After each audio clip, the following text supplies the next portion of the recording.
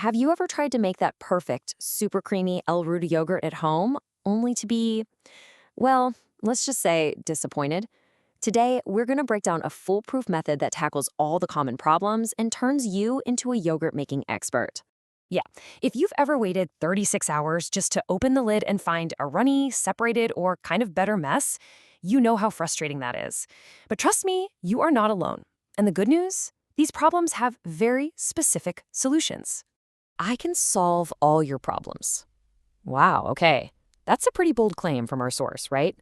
But they lay out a really precise method that promises to fix every single one of those common issues, so you get perfect, consistent results every single time. All right, so here's the game plan. We're going to cover prep and ingredients, how to craft the perfect mix, master the fermentation, then the big reveal, and finally, how to enjoy what you've made. Let's get started with the secrets that really set you up for success. First up, prep and ingredient secrets. These are the steps people tend to skip over, but honestly, they're the difference between a huge success and a total flop. First off, extreme cleanliness is not a suggestion. It's absolutely critical. This specific culture is incredibly sensitive. Our source really hammers this home. Even the tiniest bit of soap residue or chlorine from your tap water can seriously harm or even kill it. So that final rinse with filtered water, it might seem a little extra, but it could be the one thing that saves your entire batch. Okay, this one right here, this could be the biggest game changer of them all. Never, ever use your half and half straight from the fridge. For those who don't know, that's just a mix of whole milk and cream. It's way too cold. The cold will completely shock those delicate cultures. All you have to do is let it sit out on the counter for about an hour. It's such a tiny change, but it has a massive impact. And hey, let's talk about money for a second. You see those really expensive name brand starters, right? Well, guess what? You probably don't need them. Our source points out that a much, much cheaper alternative with the right strains works just as well. And why is that? Because you're just using it to kickstart the process. You're the one multiplying those cultures exponentially. That's a huge saving right there. Section 3. Crafting the perfect mix.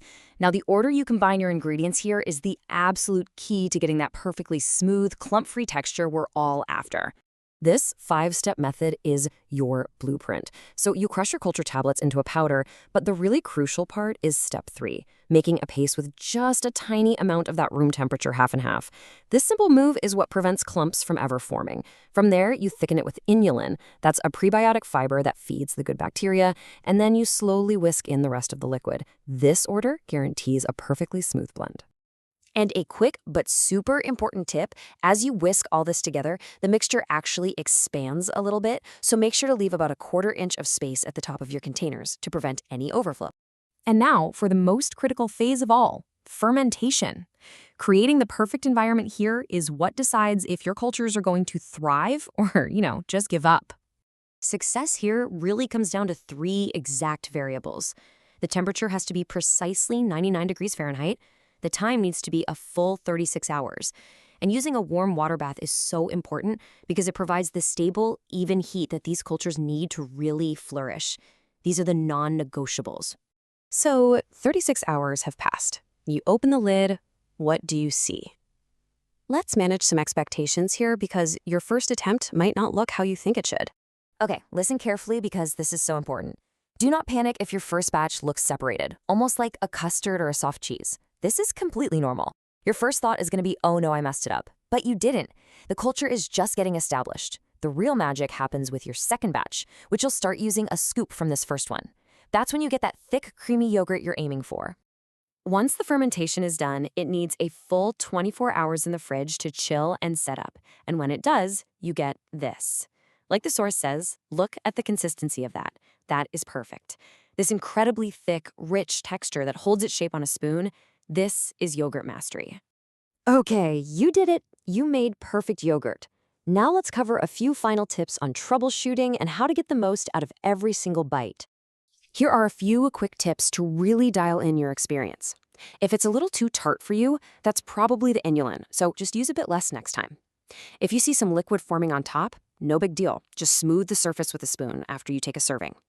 As for when to eat it, the source suggests first thing in the morning on an empty stomach for the biggest impact, and a batch should last you about 2.5 weeks in the fridge. So why go to all this trouble? Well, beyond the amazing taste, the source points to a whole range of potential health benefits. We're talking support for digestion, weight management, and even other things. It's a pretty simple daily habit with some potentially huge impacts. And that leaves us with one last thought. Mastering this recipe isn't just about making food. It's about taking an active, hands-on role in your own wellness. So could this simple daily habit be a key to unlocking better health for you?